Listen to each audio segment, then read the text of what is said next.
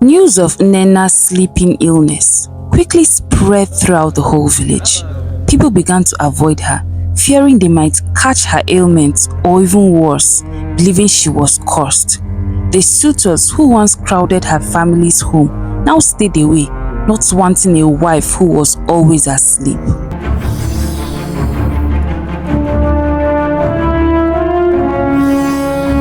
In the heart of an ancient African village, there lived a beautiful maiden named Nnenna. She was the daughter of the village chief, and her beauty was renowned far and wide. Nnenna had just turned 18, a significant age for young women in her village, marking the time when they could be courted for marriage. Nnenna's days were filled with joy and laughter.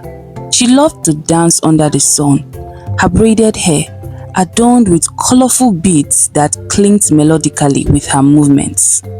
She was skilled in so many crafts, from weaving baskets to making pottery, and her kind heart and gentle nature made her to be loved by all. As soon as Nnenna turned 18, suitors from neighboring villages and distant lands began to flock her village. They came with gifts of gold, ivory, and rare spices, hoping to win her favor. Each man professed his undying love for Nnenna, praising her beauty and virtues. Nnenna, however, was in no hurry to choose a husband. She cherished her freedom and enjoyed spending time with her friends, laughing and sharing stories by the river. One fateful day, as Nnenna was gathering wildflower, a tiny insect buzzed around her. It was a tsetse fly. Unaware of the danger, Nnenna brushed it away, but the fly was persistent, and before she knew it, it had bitten her. That evening, Nnenna felt unusually tired. Her body ached and her eyes grew heavy. She thought she might have caught a mild fever and just went to bed early, hoping to feel better by morning. But as the days passed, her condition worsened. She slept for longer hours, and even when she was awake, she felt an overwhelming urge to sleep again. Worsened, she would sleep for hours, sometimes days, and even began sleepwalking. The villagers, unfamiliar with such an illness, started to whisper among themselves. Some believed she was cursed, and soon her once bustling home became silent as suitors and friends began to stay away. Nnenna's parents were heartbroken. They sought the help of the most renowned medicine man, hoping for a cure. Each healer tried their best, using herbs, chants and rituals, but nothing worked. Nnenna's condition remained a mystery. As Nnenna's sleepwalking episodes increased, the villagers' fear grew. They began avoiding her, and some even suggested that her family move away. Nnenna's parents, distraught and desperate, locked her in her room to keep her safe and hidden. Despite her parents' efforts, Nnenna would often sneak out of her room at night. She missed the village, the laughter, and the open skies. She would wander the village in her sleep, often waking up in strange places. One night, while sleepwalking, Nnenna wandered dangerously close to the village well. She staggered on the edge, her eyes closed and her steps unsteady. But just as she was about to fall, a strong hand grabbed her arm and pulled her to safety. The man who saved her was a handsome stranger named Chima. He had recently moved to the village and was captivated by the mysterious maiden he had just saved. Gently, he laid her down on a mat under a tree and waited by her side until she woke up. When Nnenna woke, she was startled to find herself lying under a tree with a stranger watching over her. Chima introduced himself and explained what had happened. Nnenna was so grateful and intrigued, and found herself drawn to his kind eyes and gentle manner. Chima began visiting Nnenna at her parents' house despite her condition. They would talk for hours, sharing stories and laughter. Nnenna's parents, initially wary of him, began to see the kindness in Chima and welcomed him. They were happy that someone had finally taken an interest in their daughter again. As days turned into weeks, Nnenna and Chima grew closer. They would spend hours talking under the shade of the trees, sharing dreams and secrets. Chima's visit brought a spark of joy back into Nnenna's life. One Sunday afternoon, Chima took Nnenna's hand and confessed his love for her. He asked her to marry him, promising to care for her no matter her condition. Nnenna was touched, but hesitant. She didn't want to burden him with her illness. Despite Chima's heartfelt proposal, Nnenna refused. She explained that it wouldn't be fair to him. Chima tried to convince her severally, but she remained firm in her decision. She couldn't bear the thought of him suffering because of her. However, Chima was determined. He continued to visit Nnenna, bringing her gifts and words of encouragement.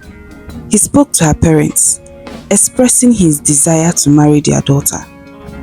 Nnenna's parents, seeing Chima's genuine love, supported his intention. News of Chima's interest in Nnenna spread throughout the village. Some were happy for her, while the others were skeptical. How can a young, healthy man like this want to marry someone with a strange illness? They thought to themselves. Nnenna found herself torn. She cared deeply for Chima, but feared for the future. What if her condition worsened? What if she never got better? These thoughts plagued her, making her decision even harder. One evening, Nnenna's parents sat her down for a serious talk. They expressed their belief in Chima's love and reassured her that he knew what he was committing to.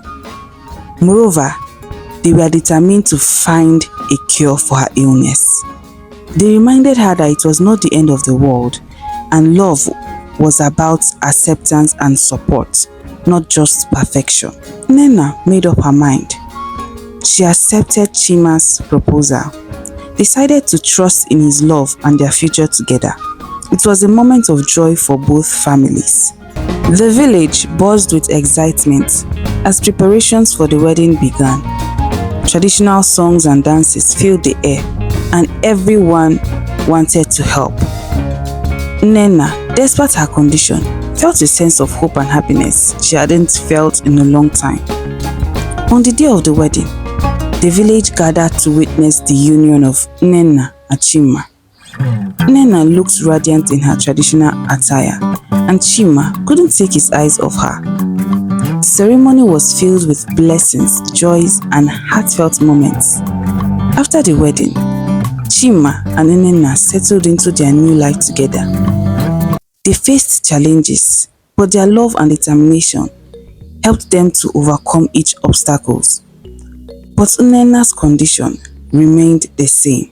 She would sleep for long hours, and even though Chima loved her, he was worried, and he kept looking for a cure for his wife's sickness. Gradually, the village attitude towards Nnenna changed, seeing that Chima was devoted and Nnenna herself was strong. They began to accept her condition. They offered support and friendship, which eased Nnenna's heart. One day, a traveling healer visited the village. He had heard of Nnenna's illness and claimed to have knowledge of sleeping sickness. Nnenna's parents didn't want to give themselves false hopes, but decided to give him a chance. The healer examined Nnenna and confirmed that she was indeed suffering from sleeping sickness because of a tsetse bite. He prepared a special potion from rare herbs and instructed Nnenna to take it for several weeks. With hope in their hearts, Nnenna and her family began the treatment. It was a challenging period, but Nnenna was determined. Chima himself was offering his support, and that gave her more strength to endure. Slowly, Nnenna began to show signs of improvement. She slept less during the day, and her sleepwalking episodes decreased. The villagers watched in awe as Nnenna's health improved. Nnenna's recovery was nothing short of miraculous. She regained her strength and the vitality, and the village celebrated her return to health. Chima and Nnenna's love story became a symbol of hope. With her health restored, Nnenna embraced life with renewed vigor. She and Chima finally built a happy life that they had dreamed of. Their story became a legend. Nnenna's journey taught the village valuable lessons about love, acceptance, and the power of hope. They learned to look beyond appearances and support one another through difficult times.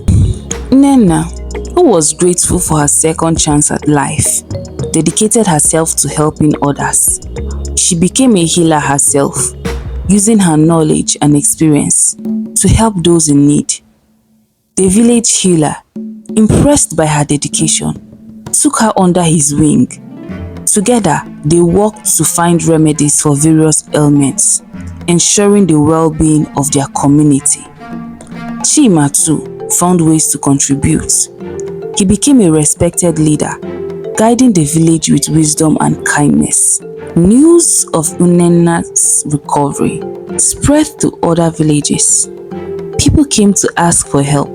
Nnenna and Chima always welcomed them with open arms, sharing what they had learned so that no other person would go through what Nnenna had gone through.